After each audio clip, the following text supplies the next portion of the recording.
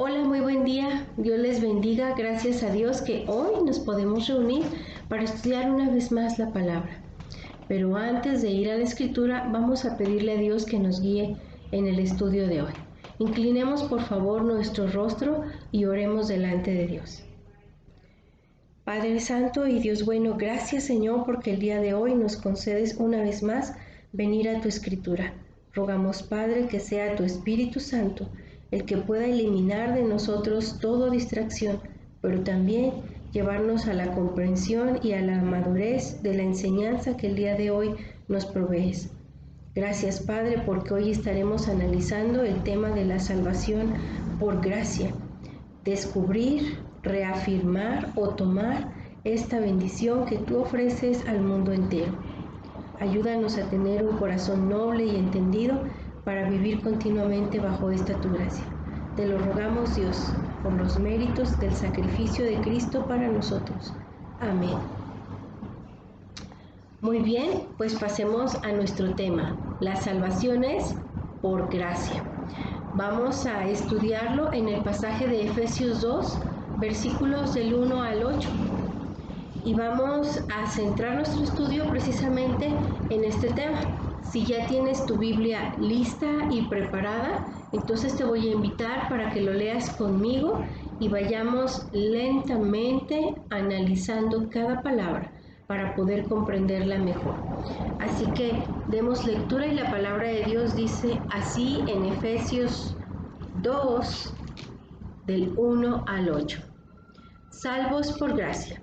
Y Él os dio vida a vosotros cuando estabais muertos en vuestros delitos y pecados, en los cuales anduvisteis en otro tiempo, siguiendo la corriente de este mundo, conforme al príncipe de la potestad del aire, el espíritu que ahora opera en los hijos de desobediencia, entre los cuales también todos nosotros vivimos en otro tiempo en los deseos de nuestra carne, haciendo la voluntad de la carne y de los pensamientos, y éramos por naturaleza hijos de ira, lo mismo que los demás.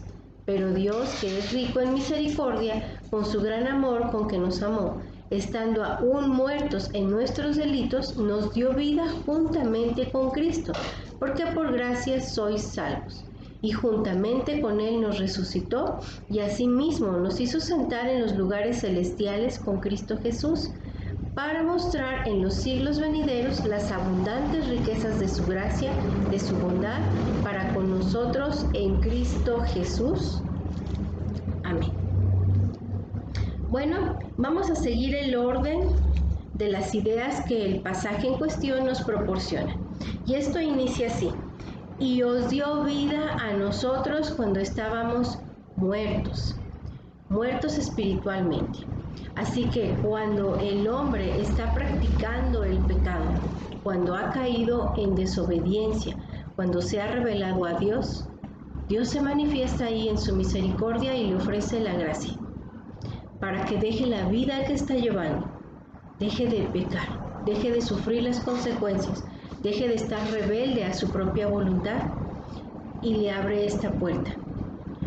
Un muerto espiritual es aquel que se revela continuamente. Es decir, no es aquel que dice mentí, es aquel que miente constantemente. Robé, es aquel que en el tiempo presente practica. Roba y roba o está robando. Se vuelve su estilo de vida. Los muertos espirituales están siguiendo la corriente de este mundo. Es decir, el ejemplo de vida pecaminosa.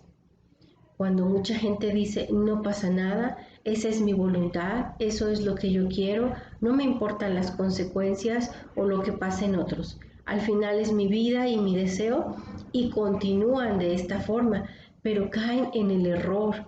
Entonces practican la mala moral, la mala actitud, el vocabulario, las malas relaciones, el civismo, la ética, todo está dentro del error, porque se están enfocando a seguir sus propios deseos carnales. Este tipo de personas solamente busca la satisfacción personal sin importar las consecuencias que traerá a su vida y a otros. Quienes viven así lo que hacen es demostrar que están de acuerdo, como dice la Escritura, con el príncipe del aire. Otra forma de entenderlo, otro nombre claramente, pues del diablo, ¿no? Personas que complacen al diablo y a sus deseos, tal como lo dice la Escritura.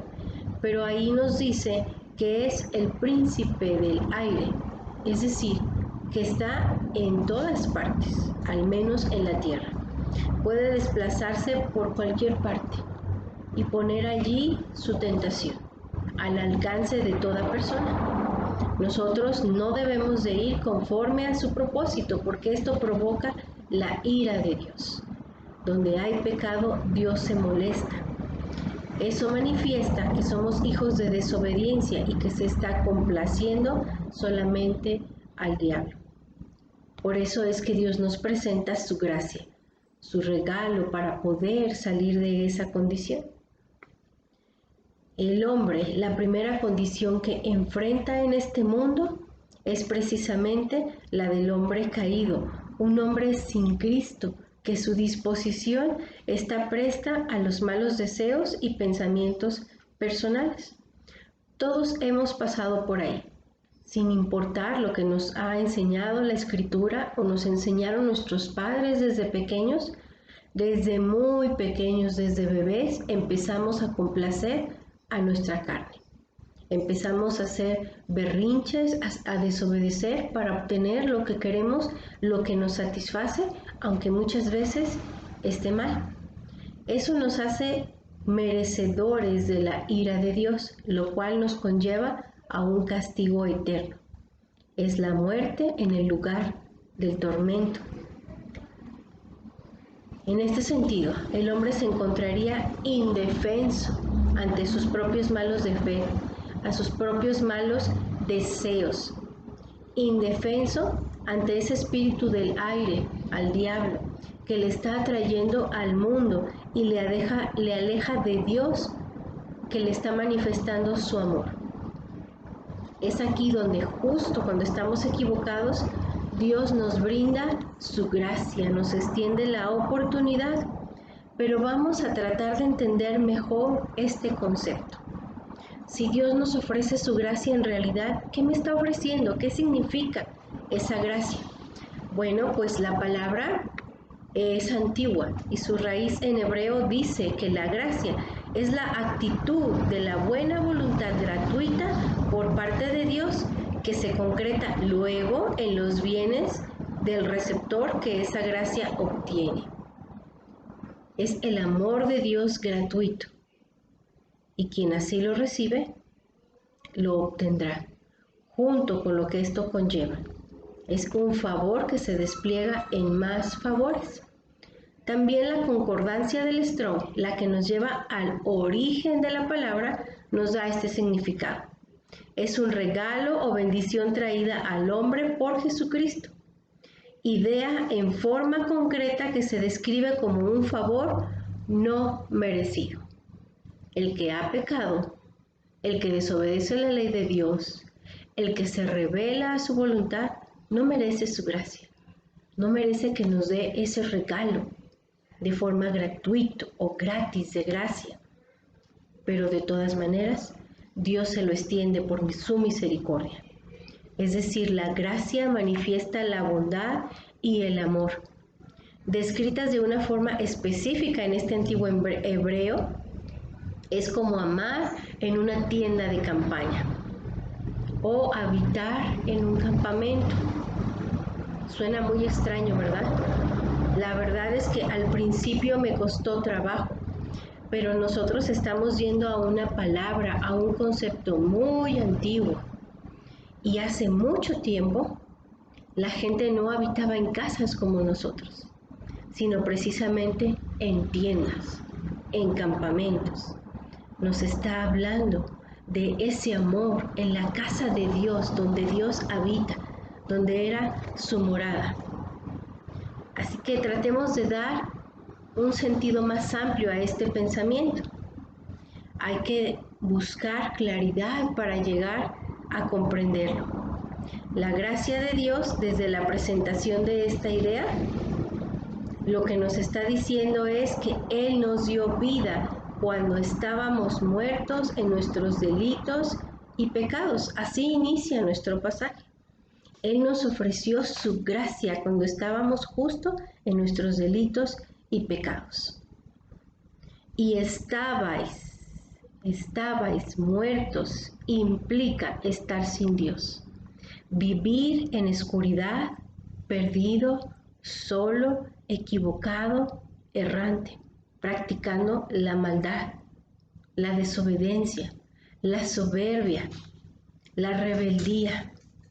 Justo allí, cuando estamos en esas circunstancias rebeldes, pero ahora nos encontramos en oscuridad y en soledad, desde allí podemos mirar fuera de nuestra vida, más lejos, la morada de Dios, su casa, su campamento, como una solución a lo que estamos viviendo. Así que Dios nos llama y nos invita a su morada celestial. Esa es su gracia. Y dentro de ella nos ofrece muchas cosas. Pero vamos a resaltar 4 puntos importantes. Su comida, su familia, un Padre amoroso y una vida eterna.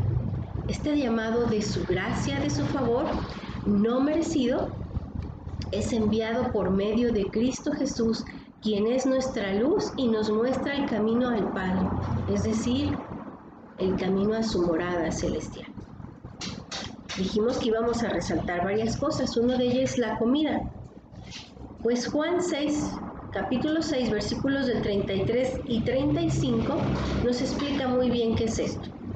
Dice, porque el pan de Dios es aquel que descendió del cielo y da vida al mundo. Jesús les dijo, yo soy el pan de vida, el que a mí viene nunca tendrá hambre, y el que en mí cree no tendrá sed jamás. Aquí Jesús nos está hablando de que Él es el que descendió del cielo para darnos un alimento espiritual, para saciar esa sed de justicia. Es un alimento no pasajero, es un alimento que probamos aquí, en nuestra carne, en este mundo, abandonando los deseos de este mundo y nos lleva hasta la eternidad. Constantemente nos sacia. También nos ofrece una familia. Y dice Efesios 2:19, así que ya no sois extranjeros ni advenedizos, sino conciudadanos de los santos y miembros de la familia de Dios. Cuando aceptamos esta gracia ya no somos extranjeros. Advenedizo significa forastero o extraño. Ya nosotros no estamos en el lado de la oscuridad y del error. Dios nos ha invitado a entrar a su morada celestial, a su gracia, al regalo que nos da, donde ahora ya no llegamos como aquellos que paseamos por ahí, como forasteros, sino que somos hechos conciudadanos.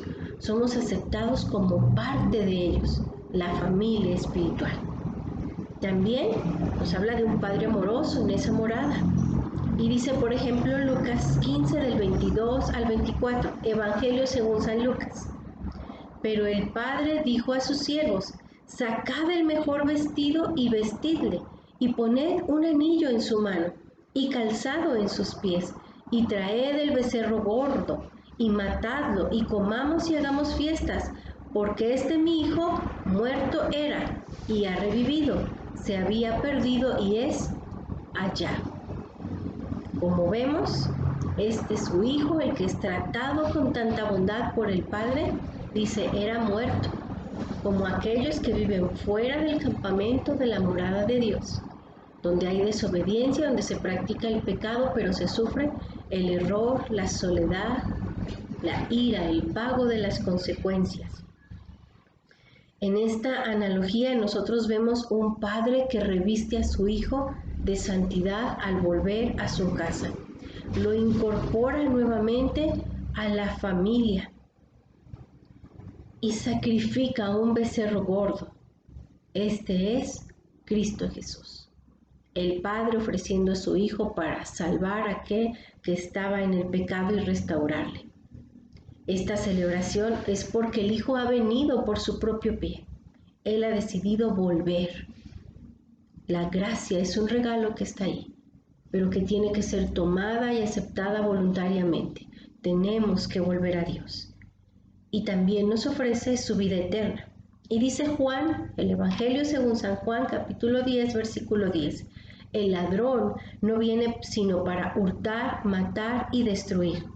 Yo he venido para que tengan vida y para que la tengan en abundancia. Nuevamente el que aquí nos habla es Jesús y nos está ofreciendo una vida eterna. Ahora que podemos entender un poquito mejor lo que es la gracia, vamos a aclarar lo que la gracia no es, porque hay un malentendido para quien así le conviene de lo que es la gracia, y entonces se justifica para continuar cometiendo el error. Los testamentos, ambos testamentos, nos ofrecen cierta información complementaria del propósito del Padre. En el Antiguo Testamento, el pacto de Dios es el siguiente: mis ordenanzas pondréis por obra y mis estatutos guardaréis, andando en ellos. Yo, Jehová vuestro Dios, por tanto, guardaréis mis estatutos y mis ordenanzas, los cuales haciendo el hombre vivirá por ellos, yo, Jehová. Esto está en Levíticos 18, versículos 4 y 5. Pero lo resumimos con palabras simples. El que cumple la ley o los mandamientos de Dios podrá vivir eternamente. Es decir, el que obedece, el que practica la ley, podrá vivir eternamente, porque los ha cumplido.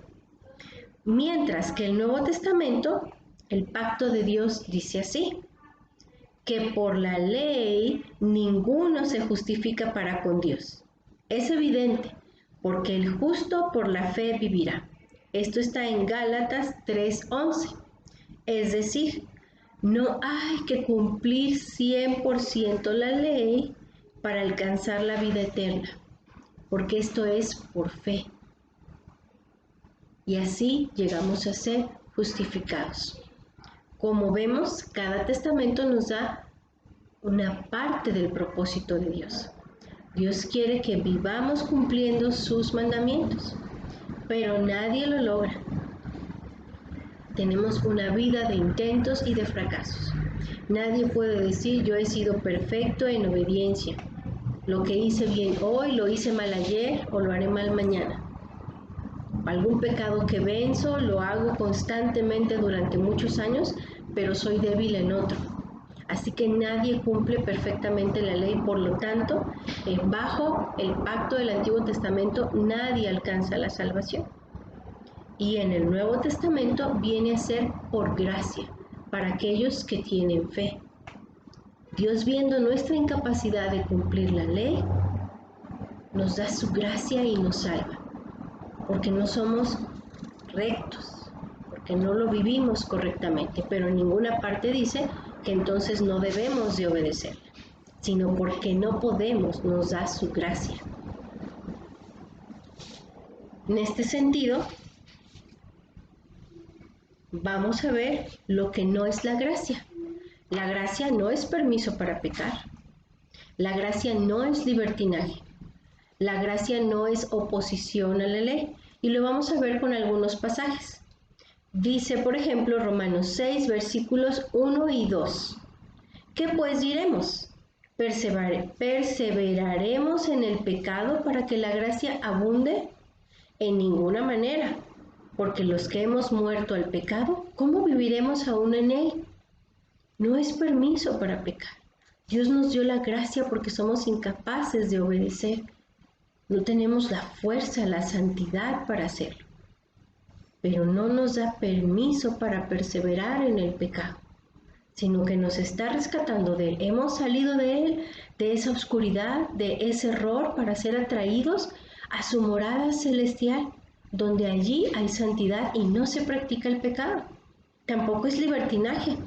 Judas capítulo 1, versículo 4, o Judas 4 mejor conocido, dice así: porque algunos hombres han entrado encubiertamente, los que desde antes habían sido destinados para esta condenación, hombres impíos, que convierten en libertinaje la gracia de nuestro Dios y niegan a Dios, el único soberano, y a nuestro nuestro Señor Jesucristo.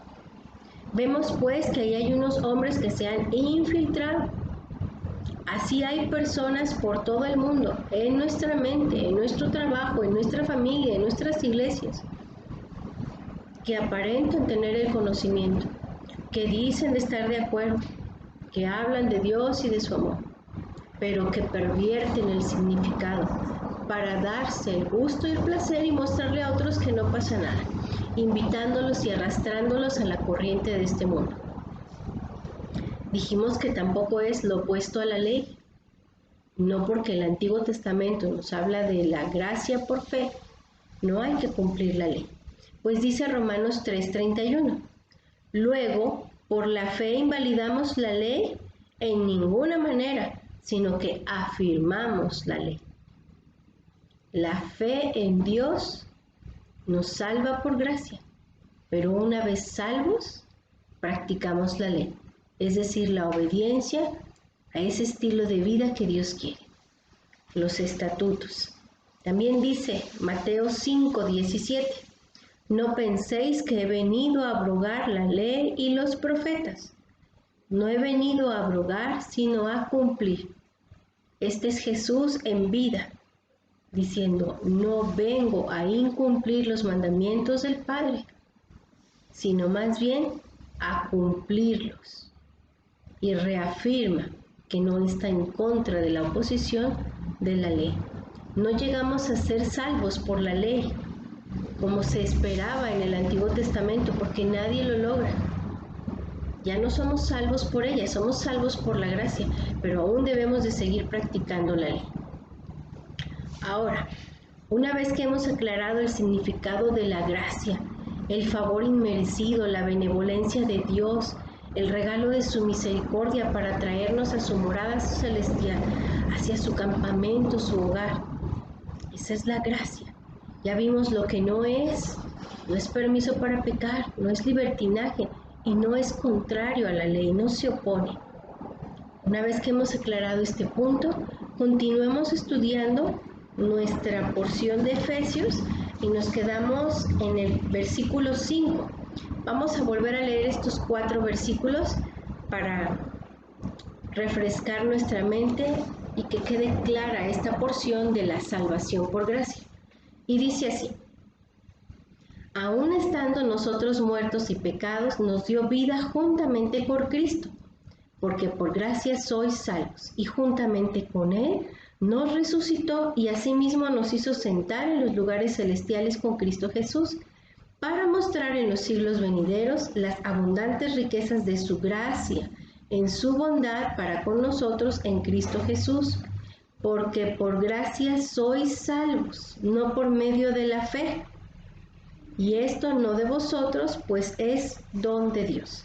Perdón, es por medio de la fe. Dije no por medio, pero es por medio de la fe, porque por gracia sois salvos por medio de la fe. Así que Dios nos dio vida, otra vez la confirmación de que todo hombre es pecador.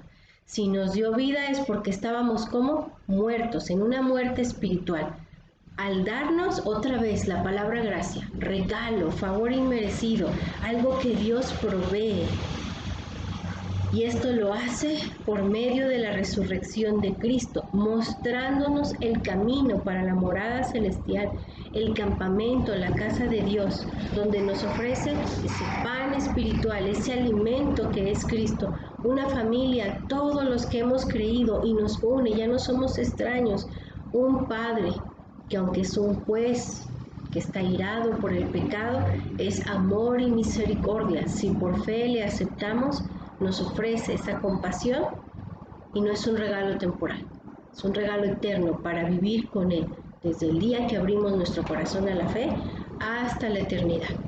Lo probamos aquí mientras vivimos en la tierra, pero permaneceremos aún fuera de este cuerpo con Él. Ese es su regalo.